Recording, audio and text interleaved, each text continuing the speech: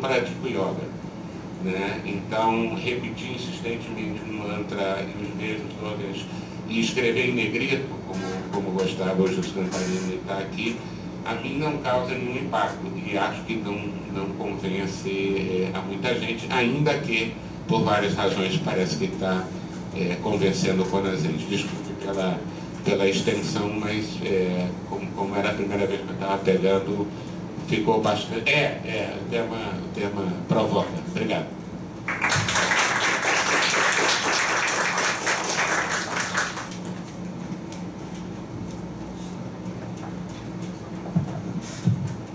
Bom, gente, primeiro bom dia, eu cheguei atrasado, peço desculpas pelo aguaceiro na lagoa. Passar imediatamente a palavra para o Rubem. Nessa sequência, primeiro agradecer a todos a presença, recebi o telefonema e eu já de antemão estou também no saudosismo e uma nostalgia insuportável, viu, Dada? E cada vez mais me emociona e fico feliz que você está de volta com sua clareza, sua análise e um mestre permanente, pelo menos para a minha geração, aqui no Instituto. Rubem. Bom, primeiro eu queria saudar o debate, né, porque eu acho que é muito bom a gente ver o Instituto discutindo conjuntura e questões que se colocam como centrais, são embates centrais, onde a gente tem um ponto de partida que não sabemos direito, porque a proposta parece e, assim, diante da aparição da proposta é que a gente vai olhando, o que é isso, o que se passa, né? Mais ou menos uma coisa assim.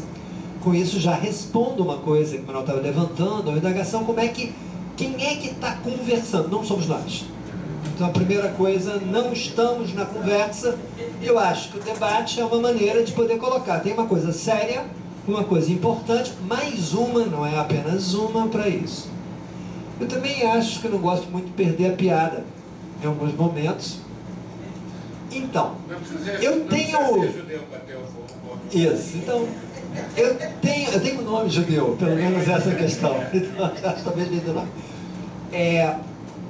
Eu tenho pensado muito, quem no convívio da casa me conhece, eu não sou definível como um marxista. Entretanto, acho que Marx nos oferece uma série de coisas. Tem uma expressão dele com Engels que me alerta de coisas. Tudo que é sólido se desmancha lá. Por que acho isso? Embora isso seja, em alguns autores, uma celebração, isso chama a atenção que tudo que a gente acha que é sólido, de repente virou no ar.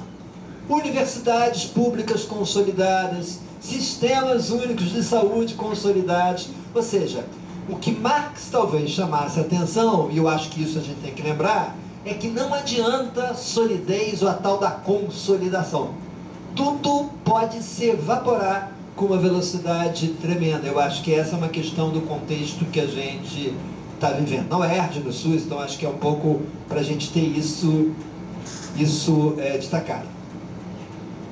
A apropriação da gente para conversar sobre a proposta do SUS legal, a manobra retórica me lembra de imediato a ousadia de fazer cumprir a lei, um documento, fazer cumprir a lei, um documento lá de trás, antes da 93, né?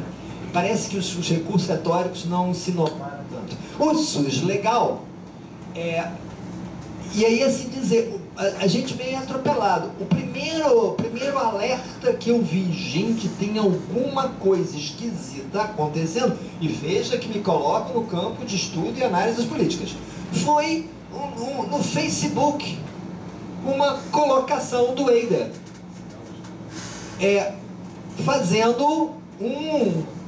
gritando, né, no protesto, que aliás ele tem sido um gritador contra o Ministério atual, bastante importante, fazendo um conjunto. Se eu entendi bem, porque crítica em Facebook é chato, porque a gente tem, né, é curtinho, é muito mais na retórica, mas se entendi bem o que ele procurava alertar, vão acabar com a atenção básica na medida em que nesse conjuntura, nesse contexto, uma medida dessas opera no sentido do desmanche.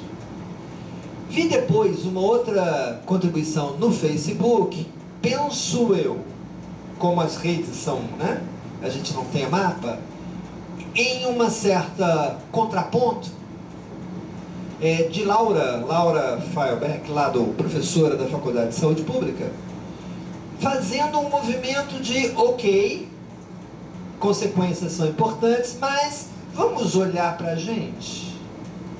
Nós conseguimos, ao longo de um período grande, reforçar efetivamente as capacidades de gestão e de governo, contribuir para consolidar uma capacidade, eu diria, de inteligência das gestões municipais pelo Brasil? A provocação dela diz respeito a uma autocrítica dentro de um pensamento que tem linha partidária do PT. Né? Então, assim, acho que aliás, aonde se situa alguns dos nomes mencionados, municipalistas radicais, que se apresentaram e que estão presentes nessa questão. Mas encontram outras pessoas, né? Mas eu acho que esse debate, assim, ele me dá uma pista, assim, vem cá, então vamos olhar um pouco, fui olhar um pouco, a gente vai olhar, o nosso jeito de olhar é outro. Não é neutro, mas é de procurar compreender o que se passa.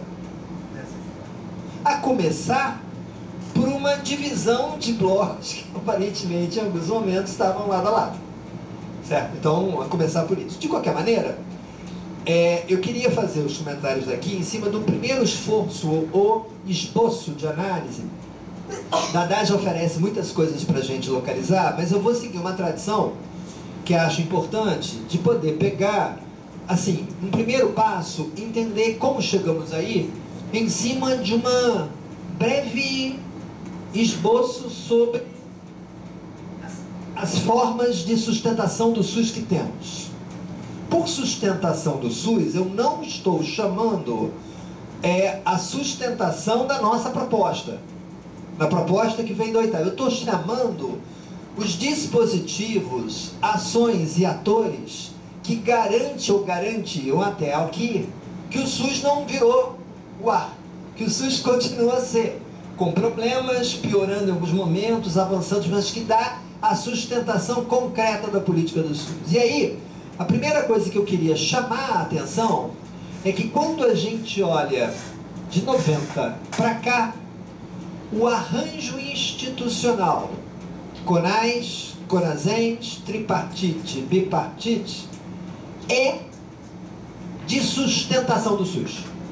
Assim, o ser de sustentação do SUS, isso não é uma coisa dos 90, muito menos das nobres, embora as normas operacionais trouxeram à luz esses arranjos de conversa. Mas ele parece que vem das ações integradas de saúde lá atrás, quando a Previdência, sobretudo na gestão Lésio, parte para uma estratégia.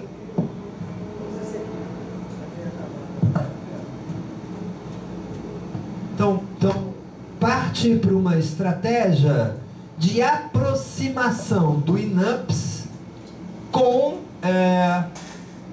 municípios, gestores municipais, gestores estaduais, e que produziu logo adiante, uma estratégia, alguns diziam que seria ponte, mas esse é um debate, e que foi densamente criticada por um conjunto expressivo de sanitaristas brasileiros, o povo do Arouca, como eu fico brincando, né? Por quê? Apontavam uma ideia de uma unificação do INAPS na saúde por baixo, nos níveis estaduais e municipais, e não uma mera transferência do orçamento para o Ministério da Saúde. A aposta é que descentralização e discussão, e eu vou usar o termo, ele não era usado dessa forma, pacto entre os gestores, pode produzir coisas interessantes. Essa é a aposta, e dessa aposta gerou efetivamente espaços de conversa política importantes. Não é à toa que mais adiante, quando o Collor faz os vetos do financiamento e da participação, os do financiamento crítico, a rapidíssima reação de governadores e suas bases de deputados fizeram um projeto de lei que foi aprovado em 4 meses, desde a sua proposição. Gente, não tem outro. Aliás, eu tive recentemente olhando, é uma curiosidade, a ata da votação dos vetos, porque o Collor fez os vetos. Então, teve, já depois da lei do remendo, como eu chamo, teve uma sessão de votação dos vetos. E a sessão, ela mostra no Congresso que acho que continuamos a ter, que era um esforço de dizer, gente, alô, os vetos são para ser derrubados, porque o problema já foi resolvido numa outra lei que a gente aprovou. Mas parece que tinha que dizer todas as questões, porque a lei foi mais rápido do que derrubar os vetos. Na verdade, hoje a gente vai derrubar os vetos, ou então faz a nova lei. Eu acho que isso jogou um pedaço. Então, de uma certa forma, o processo que a gente tem, o apoio dos governadores, ele foi sendo construído numa tessitura que era a tessitura de diálogo das 3 gestões. O CONAS já tinha, o CONASENS vai se consolidar de uma maneira importante logo depois, e quando você entra nos anos 90, se cristalizou a tripartite como importante ator social de sustentação do SUS, as bipartites de sustentação do SUS nos níveis estaduais e municipais. Então, e todas as estratégias de descentralização, nasceram com a participação, em algum grau, desse jogo. Um dos problemas, esse é um arranjo sui generis, é um arranjo que você coloca a um tipo de ator, de arena, né, uma coisa que não é de partido, embora as discussões partidárias o tempo inteiro atravessem as instituições, obviamente, seria surpreendente se não fizessem, até porque os membros são secretários indicados por governos. Né? Então, mas não é uma instituição governamental, então tem um sui generis aí nesse, e parece que defende uma coisa que talvez seria, não é, interesse de nível de gestão. Mas isso vem operado, para bem ou para mal, com uma sustentação do SUS. Um dos problemas desse arranjo é que secretários municipais de saúde, em primeiro lugar, e secretários estaduais de saúde, em segundo lugar, são frágeis. Porque nem é o caso da solidez que dura. Desmancham com muito mais rapidez. Por quê? São indicados sempre na correlação de força local. Então, em alguns lugares, em algumas coalizões, vai ter gente que sabe de saúde. Em outras ocasiões, predominantemente, acho que no conjunto dos municípios, que não fazem nem ideia do que é SUS. Vale tudo nessa história. Então, dentro disso, a sustentação de CONAS, CONASEMS, COSEMS tem sido dupla. Tem sido de organizar um pedaço que, por ser particular, bota algumas pessoas em certos arranjos, e aí, conforme o arranjo, o Dadá colocou isso de uma maneira muito clara, isso pode facilitar mais ou dificultar mais. Isso pode caminhar numa direção ou noutra. Mas isso é inerente ao jogo político instituído. Eu estou usando a palavra, não quero falar em neoinstitucionalismo, porque não gosto de neo. O instituído. Tem uma instituição, institucionalismo é. Tem uma instituição, e a instituição joga no jogo de uma maneira extremamente importante. Por que isso é significativo para o debate? Porque a tripartite, sem ata, definiu o apoio. Sem ata é golpe. Sem ata, a gente não consegue analisar. Sem ata e sem pauta. Sem pauta. O tema não estava na pauta. O pauta é indicado num pedacinho, assim como se fosse informe. Leandro, parece que é informe. Mas com uma minuta de portaria. Que a gente fica sem saber se ela foi aprovada. Mas uma minuta de portaria e que o manifesto depois e os relatos do que aconteceu que a gente tem configura a tripartite concorda com isso. Veja, isso muda, porque tipo, não é Inês é morta, mas tem aí um pedaço que é a institucionalidade de sustentação do SUS com bons olhos isso, que talvez não seja, como numa primeira olhada, uma proposta do ministro, embora o documento, a Dadá faz uma análise muito boa, de que tem aí um cheiro de escavação retórica para seduzir um auditório, mas tem aspirações antigas. A ideia que existem em gestores, no CONAS, em vários gestores municipais, em vários gestores estaduais, uma aspiração antiga por uma outra forma, talvez faça sentido.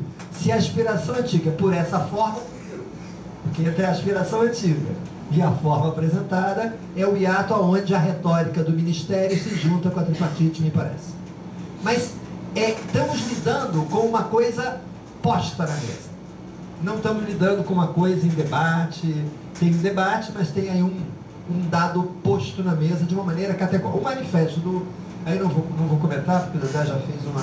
Né, ele coloca uma outra posição, e não é à toa, eu fico muito feliz de ver o COSEME do Rio de Janeiro com mais prudência, com mais cautela. Opa lá, vamos separar porque a gente...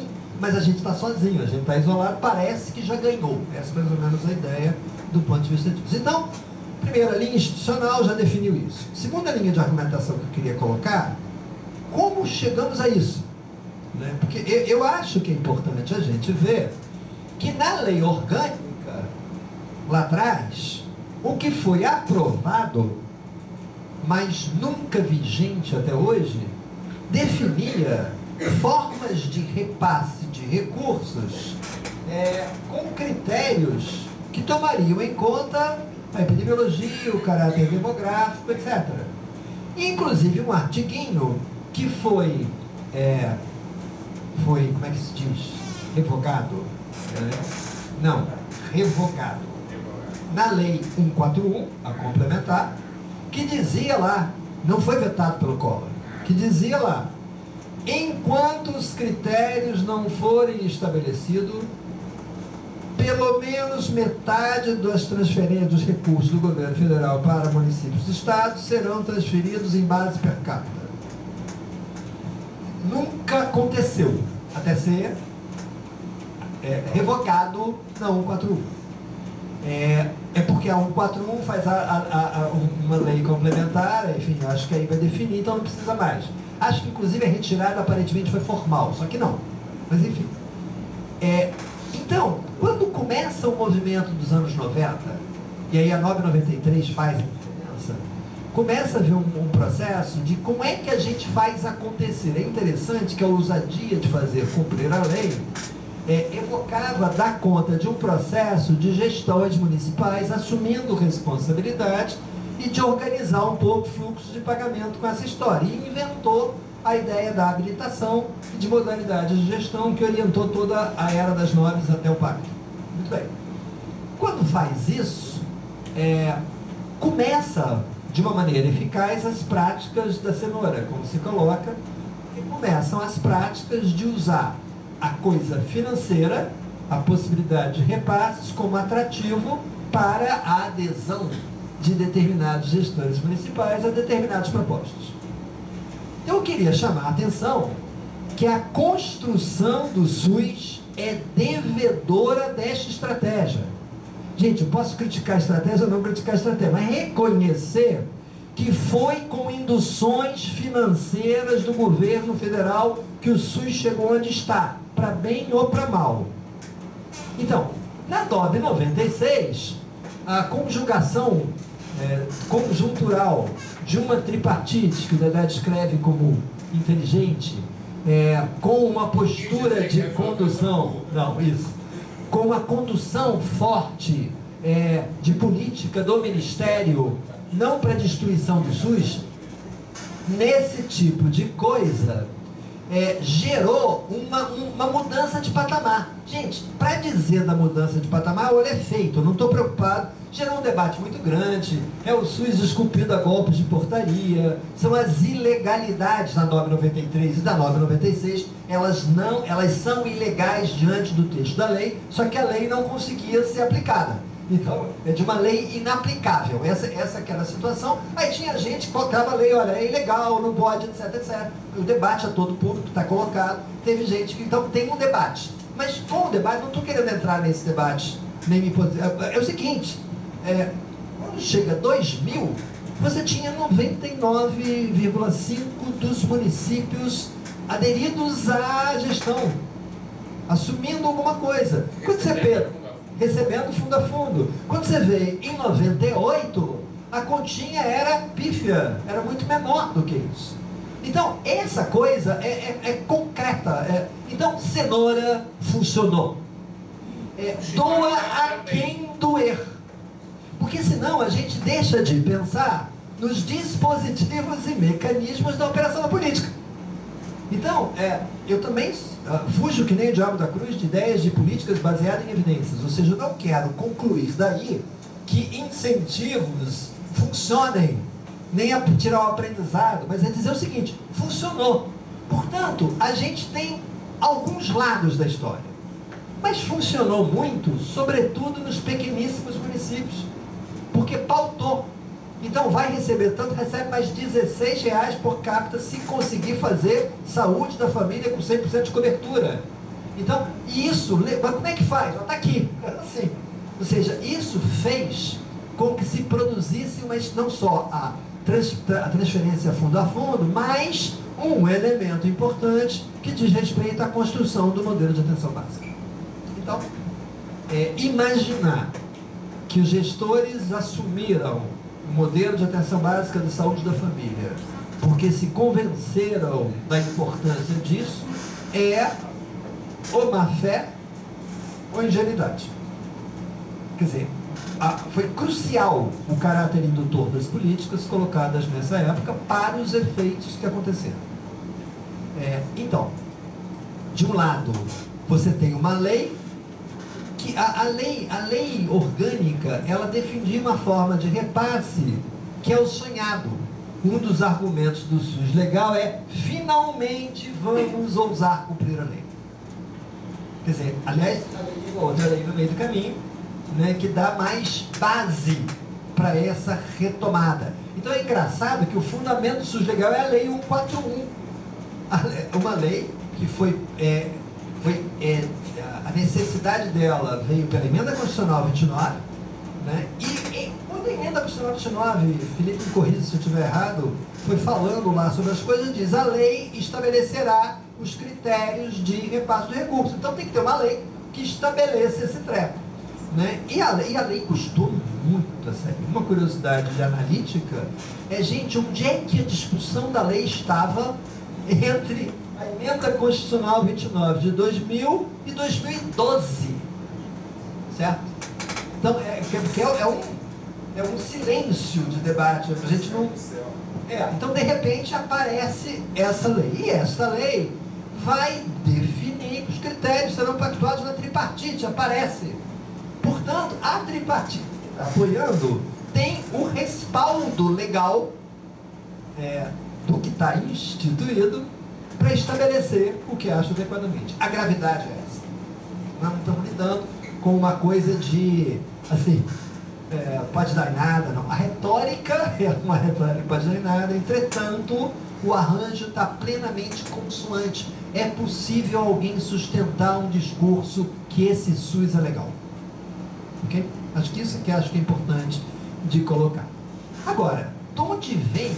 Quando a gente olha, eu estava olhando a minuta da portaria e achei estranho que a minuta da portaria tem uma frasezinha que vai sumir. A frasezinha que vai sumir é uma frasezinha que diz assim: ficam proibidos novas caixinhas. Eu acho que não é de caixa 2 que está falando. Então, assim, quando eu leio isso... Então, assim, quando se coloca, o que eu vejo nisso? Uma retórica de reação às caixinhas. A retórica de reação às malditas caixinhas. Gente, eu acho que dá para traçar uma origem dessas questões desde 90, quando exatamente aumentando a capacidade de indução pactuada do governo federal, algumas gestões municipais pulam. Estou me lembrando de Angra dos Reis, que estava trabalhando uma perspectiva de construção de uma rede de atenção básica com modelo de clínico, pediatra, enfim. Estava trabalhando com isso, avançando do ponto de vista disso. Aí aparece a 996, e aí aparece com isso, vai ter mais dinheiro, se mudar, muda para a saúde da família. Então desmonta a rede constituída e monta. Isto produziu em alguns um ressentimento, uma coisa, gente, como é que pode o governo federal se intrometer no governo municipal? Alguns, estou me lembrando do governo do Rio Grande do Sul, quando entra as nobres, que estavam produzindo e trabalhando sobre construções de uma regionalização que não era do modelo da NOB. E aí, quando o Rio Grande do Sul manda a proposta, foi um dos primeiros estados a colocar, simplesmente não encaixava. Então, o Ministério da Saúde ficava ali em apuro, não pode encaixar um negócio desse, que é completamente diferente. O reconhecimento se deu na eleição do Lula, que esse cara ganhou, então, peraí, vamos rever. Gente, ou seja, tem aí uma tensão, porque a indução se faz para todos. Se ela é fundamental para aqueles que têm baixa capacidade de governo, ela era intromissão ou vista como por outros.